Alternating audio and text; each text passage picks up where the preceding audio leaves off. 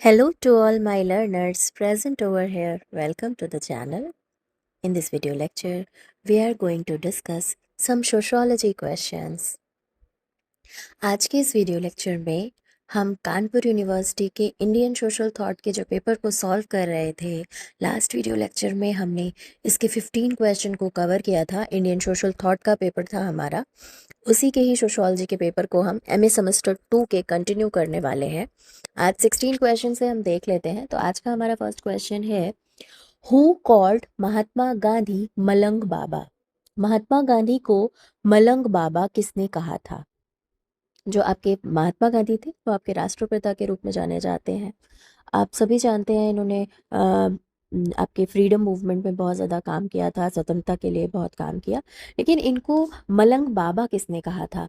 तो ये ऑप्शंस दिए हुए हैं, चर्चिल, खान अब्दुल गफ्फार खान, रविंद्रनाथ टैगोर और जेबी कृपलानी। तो इसका जो राइट आंसर है, महात्मा गांधी को मलंग बाबा खान अब्दुल गफ्फार खान जो थे उन्होंने मलंग बाबा कहा था। राइट आंसर होगा आपका answer number B. Next question है, who said that both heredity and environment are important in the formation of personality? किसने कहा कि व्यक्तित्व के निर्माण में आनुवांशिकता और पर्यावरण दोनों का ही महत्व है? आप सभी जानते हैं कि जो एक पर्सनैलिटी होती है, एक व्यक्ति का जो व्यक्तित्व होता है, उसमें ये दोनों चीज़ें जो हैं ये आपकी रिस्पॉन्सिबल हैं। वो किस इन्वायरमेंट में रह रहा है ये भी बहुत उस पे मैटर करता है, उसकी पर्सनैलिटी के फॉर्मेशन में, उसके बिल्डअप करने में, और उसकी हेरिडिटी से जो चीज़ से मिलती हैं वो भी बहुत ज़्यादा मैटर करता है। तो ये जो है ये किसने कहा है? ऑप्शंस हैं आपके ऑलपोर्ट, यंग, डीवर और प्रिंस। तो इसका जो राइट आंसर है वो है आपका ऑलपोर्ट। आंसर नंबर ए के साथ जाएंगे, ऑप्शन नंबर ए राइट होगा। नेक्स्ट क्वेश्चन देख लेते हैं, Gandhi ji has considered which of the following as most effective spiritual weapon for Satyagraha? जो आपके गांधी जी थे उन्होंने सत्याग्रह का सबसे प्रभावशाली आध्यात्मिक शस्त्र जो है या अस्त्र जो है उसे किसे माना था उन्होंने? गांधी जी ने किसको सत्याग्रह का सबसे प्रभावशाली आध्यात्मिक अस्त्र माना? तो इसके जो ऑप्शन है वो है नॉन वायलेंस यानी कि अहिंसा, उसके बाद है फास्टिंग यानी कि उपवास, ट्रुथ यानी कि सत्य, और लास्ट है लव यानी कि प्रेम। तो जो गांधी जी थे वो नॉन वायलेंस की बात करते थे, वो सत्य की बात करते थे, लेकिन यहाँ बात हो रही है अस्त्र की। तो कोई ना कहीं आपका वेपन, तो ऐसा कौन सा वेपन है? तो ये जो आपके गांधी जी थे ये एज अ वेपन फास्टिंग को बात करते हैं। फास्टिंग जो है यानी कि जो उपवास हम करते हैं, व्रत रखते हैं, तो उसकी ये बात करते हैं। तो आप ऑप्शन नंबर बी राइट होगा इसमें, ऑप्शन नंबर बी के साथ जाएंगे। तो Gandhi ji has considered fasting as the most effective spiritual weapon for Satyagraha. Next question है, हु कंस्ट्रक्टेड स्पिरिचुअल ह्यूमनिज्म? किसने आध्यात्मिक मानववाद का निर्माण किया है? किसने आध्यात्मिक मानववाद का निर्माण किया है? ऑप्शंस हैं महात्मा गांधी, अरविंद घोष, स्वामी विवेकानंद और बी आर अम्बेडकर। तो जो स्पिरिचुअल ह्यूमनिज्म की बात आती है तो वहाँ पे आपके जो अरविंद घोष थे उनका नाम आता है। इसका राइट आंसर होगा Arvind Ghosh, B option number right होगा इसका। नेक्स्ट क्वेश्चन देख लेते हैं, Gandhi ji entered into Indian national movement through which of the following movement? Gandhi ji ने भारतीय राष्ट्रीय आंदोलन में किस आंदोलन के माध्यम से प्रवेश किया था? तो है आपका खेड़ा मूवमेंट, फिर है आपका असहयोग आंदोलन यानी कि नॉन कॉपरेशन मूवमेंट, उसके बाद है आपका चंपारण मूवमेंट यानी कि चंपारण आंदोलन, और लास्ट है आपका अहमदाबाद मूवमेंट यानी कि अहमदाबाद आंदोलन। तो जो गांधी जी थे उन्होंने भारतीय राष्ट्रीय आंदोलन में किस आंदोलन के माध्यम से प्रवेश किया था? तो इसका जो राइट आंसर है, सबसे पहले गांधी जी ने जो मूवमेंट था जिससे शुरू किया उन्होंने अपना इंडियन नेशनल मूवमेंट में पार्टिसिपेशन, तो वो चंपारण मूवमेंट था। इसका राइट आंसर होगा आपका ऑप्शन नंबर सी यानी कि चंपारण मूवमेंट।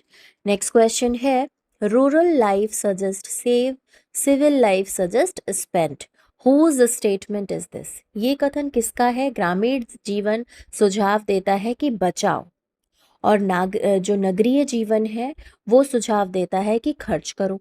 ऐसा कौन कहता है? देखिए, ये स्टेटमेंट बहुत इंपॉर्टेंट होते हैं आपके एग्जाम्स में, और कई बार आपसे पूछे जाते हैं एग्जाम्स में। और जितने भी आपको प्री वाई के उसमें मिल रहे हैं, ये बहुत मोस्ट इम्पॉर्टेंट हैं। अगर आप सोशोलॉजी के स्टूडेंट हैं तो ये आपको कई बार एग्जाम्स में आपको मिलेंगे, क्योंकि ये सारे ही इंपॉर्टेंट क्वेश्चंस हैं। ऑप्शन है इसके जिमरमैन, रॉस, गिलन एंड गिलन और सिम्स। तो इसका जो राइट आंसर होगा कि ग्रामीण जीवन जो है वो ये कहता है कि आप बचाइए, और नगरीय जीवन जो है वो कहता है खर्च करिए। ठीक, तो इसका जो राइट आंसर है वो है आपका ऑप्शन नंबर बी, रॉस का स्टेटमेंट है ये। रॉस जो थे वो ये कहते हैं rural life suggest save and civil life suggest spend. Next question है, in which of the his book did Arvind Ghosh present the concept of world federation? Arvind Ghosh ने अपनी किस पुस्तक में विश्व संघ की अवधारणा को प्रस्तुत किया है? जो अरविंद घोष थे उन्होंने वर्ल्ड फेडरेशन का कंसेप्ट दिया है। तो आपसे ये भी पूछ सकता है कि जो विश्व संघ की अवधारणा थी वो किसने दी? ऐसा भी क्वेश्चन आपसे पूछा जा सकता है, क्योंकि ये ज़रूरी नहीं है कि सेम क्वेश्चन जो है वो रिपीट हो। ठीक है, हो सकता है आपसे ये दे दिया कि रॉस का स्टेटमेंट जो है, इसमें से कौन सा स्टेटमेंट जो है वो रॉस का है, और स्टेटमेंट दे दिया आपको 2-3। तो इस तरीके से क्वेश्चंस भी पुट अप हो सकते हैं। अब यहाँ पे आपसे ऐसा भी आ सकता है, concept of world federation is given by home, तो ऐसा पूछा जा सकता है। यहाँ पे आपसे पूछा है कि जो वर्ल्ड फेडरेशन का जो कंसेप्ट है वो अरविंद घोष ने तो दिया, लेकिन किस बुक में दिया है ये आपसे पूछा है। यहाँ पे सारी बुक्स जो हैं वो अरविंद घोष की हैं, तो ये भी एक पॉइंट है आपके लिए कि आप सारी बुक को लर्न कर लें, क्योंकि कई बार आपसे ये आ जाता है कि इन इसमें से कौन सी बुक जो है वो अरविंद घोष की है, और एक क्वेश्चन होता है इसमें से कौन सी बुक अरविंद घोष की नहीं है।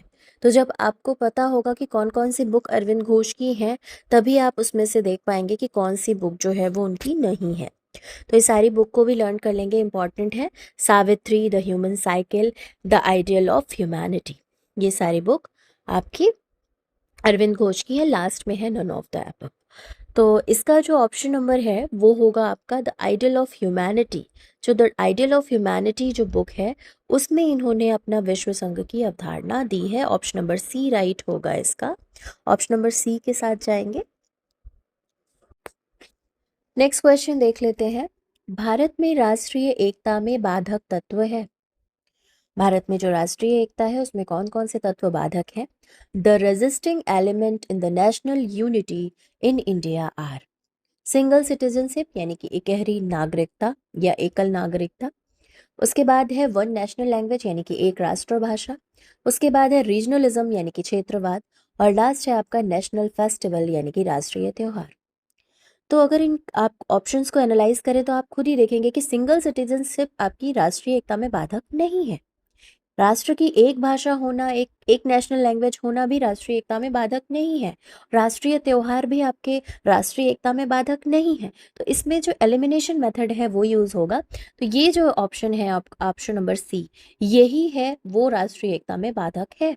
तो इसमें आप ऑप्शन नंबर सी के साथ जाएंगे। जो रीजनलिज्म है वो आपका राष्ट्रीय एकता में बाधक होगा।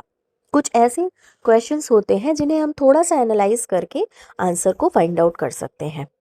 जो ऑप्शन आपके नहीं होंगे तो फिर वो आपके निकल गए, तो कौन सा ऑप्शन बचा जो होगा।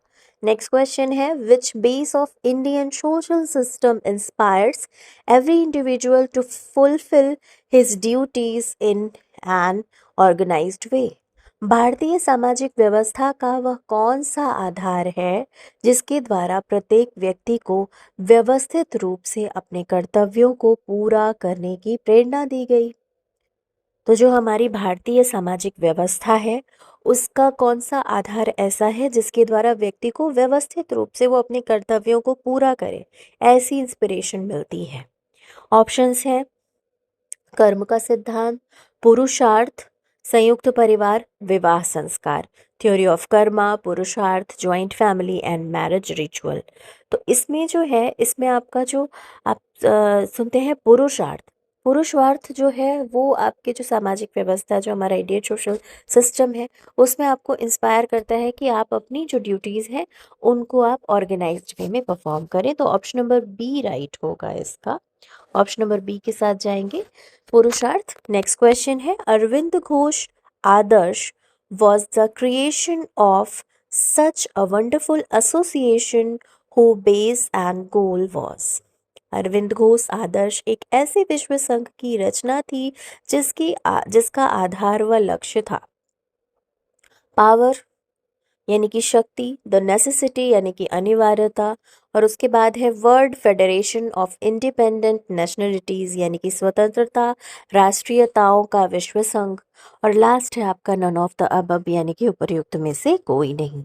तो इसका जो राइट आंसर होगा, तो आप थोड़ा सा एनालाइज करेंगे तो आप समझ पाएंगे कि जो अरविंद घोष आदर्श थे वो राष्ट्रीय जो भी स्वतंत्रता राष्ट्रीयताओं का जो विश्व संघ है उसके बारे में ये रचना थी, और इसका ही आधार और लक्ष्य के बारे में बात की गई। तो ऑप्शन नंबर सी राइट होगा, world federation of independent nationalities, ये है इनका क्रिएशन। तो ऑप्शन नंबर सी राइट हो। नेक्स्ट क्वेश्चन है, how many classification of karma are given by Manu. Manu ने कर्म के कितने भेद बताए हैं। आपने मनुस्मृति पढ़ी है, तो जो मनु है उन्होंने बहुत डिटेल में सारी चीज़ें लिखी हैं। तो उन्होंने कर्म के कितने भेद बताए हैं। तो ऑप्शन है 1 2 3 4, 1 2 3 4। तो इसका जो ऑप्शन नंबर सी है वो राइट होगा, उन्होंने कर्म के 3 भेद बताए हैं। ऑप्शन नंबर सी के साथ जाएंगे। नेक्स्ट क्वेश्चन है, व्हेन वाज द खिलाफत डे सेलिब्रेटेड। खिलाफत दिवस जो था वो कब मनाया गया। तो खिलाफत दिवस जो था वो कब मनाया गया। ऑप्शंस है आपके 10 जनवरी 1915, 11 नवंबर 1922, 15 अक्टूबर 1918, और लास्ट है आपका 17 अक्टूबर 1919। 1915 है, 1922 है, 1918 है, और फिर उसके बाद 1919 है। तो इसमें जो राइट आंसर होगा, खिलाफत डे जो था वो आपका 17 अक्टूबर 1919 यानी कि ऑप्शन नंबर डी राइट होगा, इसमें सेलिब्रेट किया गया था, मनाया गया था। नेक्स्ट क्वेश्चन है, what is the alternative of socialism in Gandhian philosophy. Gandhi का जो दर्शन था उसमें समाजवाद का क्या विकल्प था। उसमें गांधी जी का जो भी दर्शन था, जो फिलॉसफी उनकी यूज करते थे वो, उसमें समाजवाद का विकल्प क्या था। तो आंसर है trusteeship, Sarvodaya, truth and non violence, और लास्ट है पंचायती राज सिस्टम। तो ट्रस्टीशिप की जो थ्योरी थी वो भी जो है वो गांधी जी ने दी थी। आपसे पूछा जा सकता है कि ट्रस्टीशिप की थ्योरी किसने दी। इसके अलावा सत्य और अहिंसा पे फोकस करने की वो बात करते हैं, और वो पावर के सेंट्रलाइजेशन डिसेंट्रलाइजेशन की बात करते हैं। तो यहाँ पर जो इसका राइट आंसर होगा कि गांधी जी ने जो समाजवाद का विकल्प बताया है तो उन्होंने सर्वोदय को बताया है। तो इसका जो राइट आंसर होगा वो होगा option number B. Option number B के साथ जाएंगे, ऑप्शन नंबर बी राइट है। नेक्स्ट क्वेश्चन है, according to Aurobindo Ghosh which one of the following is not included in the form of freedom. Aurobindo Ghosh के अनुसार स्वतंत्रता के रूपों में निम्नलिखित में से कौन सा सम्मिलित नहीं है। स्वतंत्रता के रूपों में कौन सा सम्मिलित नहीं है। राष्ट्रीय एकता, नेशनल फ्रीडम, इंटरनल फ्रीडम, आंतरिक एकता, प्रॉपर्टी फ्रीडम, सम्पत्ति एकता, और लास्ट है आपका व्यक्तित्व स्वतंत्रता यानी कि पर्सनालिटी फ्रीडम। तो जो अरविंद घोष हैं वो आपके फॉर्म्स ऑफ फ्रीडम की बात करते हैं, तो उन्होंने नेशनल फ्रीडम बताया है, उन्होंने इंटरनल फ्रीडम यानी कि आंतरिक स्वतंत्रता की बात की, उन्होंने व्यक्तित्व स्वतंत्रता यानी कि पर्सनालिटी फ्रीडम की बात की, लेकिन उन्होंने प्रॉपर्टी फ्रीडम यानी कि संपत्ति स्वतंत्रता की बात नहीं की है। तो ऑप्शन नंबर सी राइट होगा, सी के साथ जाएंगे।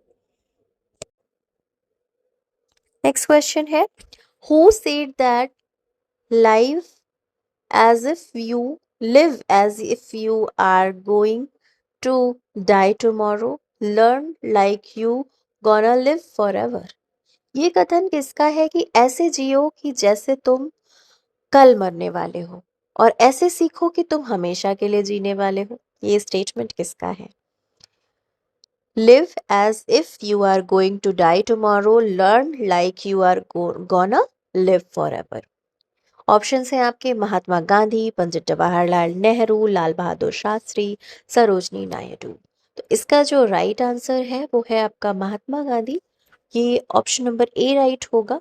जो महात्मा गांधी थे वो आपसे कहते थे कि ऐसे जियो कि आप कल मरने वाले हो, इतना हैप्पीली और इतना खुश हो के इतना ऐसे जियो कि कल मरने वाले हो, और कोई भी चीज़ सीखो तो ऐसे ही सीखो कि आप हमेशा के लिए जीने वाले हो। तो ये जो आंसर है इसका ऑप्शन नंबर ए राइट होगा, महात्मा गांधी। नेक्स्ट क्वेश्चन है, सोशल थ्रू इज दो bearing on human group life. Social thought is very inclusive term since it covers all thinking about human group activities. सामाजिक विचारधारा मानवीय जीवन से संबंधित है। सामाजिक विचार एक शब्द है क्योंकि इसमें मानव समूह की सभी प्रकार की गतिविधियां सम्मिलित हैं। किसने कहा है? ऑप्शंस हैं आपके, बोगार्ड्स, रोलिन चैम्बलिन्स, फर्फी और महात्मा गांधी। तो इसमें जो राइट आंसर है वो है आपका फर्फी। ये जो स्टेटमेंट है ये फर्फी का है। ऑप्शन नंबर सी के साथ जाएंगे। सामाजिक विचारधारा मानवीय जीवन से संबंधित है। सामाजिक विचार एक शब्द है क्योंकि इसमें मानव समूह की सभी प्रकार की गतिविधियां सम्मिलित होती हैं, ऐसा फर्फी ने बोला है। नेक्स्ट क्वेश्चन है आपका, इन विच ऑफ द फॉलोइंग संस्कार The hairs of women are lifted in upward direction. निम्नलिखित में से किस संस्कार में स्त्री के केशों को ऊपर उठाया जाता है? ऐसा कौन सा संस्कार है जिसमें जो स्त्री होती है, विमेन जो है, उनके जो केश यानी कि जो हेयर्स होते हैं, बाल होते हैं, उन्हें ऊपर उठाया जाता है? ऑप्शन है आपका पुंसवन संस्कार, सीमंतोयन संस्कार, निष्क्रमण संस्कार और चूड़ाकरण संस्कार। तो इसका जो राइट आंसर होगा वो होगा सीमांतोयन संस्कार। ऑप्शन नंबर बी राइट होगा। बी के साथ जाएंगे, ऑप्शन नंबर बी राइट है। आज के इस वीडियो लेक्चर में इतना ही। आगे के क्वेश्चंस को हम नेक्स्ट वीडियो लेक्चर में कवर करने की कोशिश करेंगे। अगर आप चैनल पे फर्स्ट टाइम आए हैं तो प्लीज़ अपने सब्सक्राइब कीजिएगा, बेल आइकन को प्रेस कीजिएगा कि आपको नोटिफिकेशंस मिलते रहे, और ऐसे ही आप पढ़ते रहिए। इसे अपने फ्रेंड्स के साथ ज़रूर से शेयर कीजिएगा, और ताकि उनकी भी हेल्प हो सके, क्योंकि ये जो क्वेश्चंस पेपर हैं, अगर आप सोशियोलॉजी के स्टूडेंट हैं, अगर आप सोशियोलॉजी में बीए, एमए, आप अगर इवन आप सोशियोलॉजी को कंपटीशन लेवल पे पढ़ रहे हैं, आप पीजीटी के लिए प्रिपेयर कर रहे हैं, आप किसी भी स्टेट के एस्टेट के लिए प्रिपेयर कर रहे हैं, स्लेट एग्ज़ाम के लिए प्रिपेयर कर रहे हैं, आप सोशियोलॉजी से नेट के लिए प्रिपेयर कर रहे हैं, आप सीयूईटी देना चाहते हैं, उन सब के लिए ये जो क्वेश्चंस हैं आपके इम्पॉर्टेंट रहेंगे। ऐसे ही और वीडियोस के लिए हमारे चैनल से जुड़े रहिए। Keep learning, keep watching and keep sharing. Thank you so much for watching.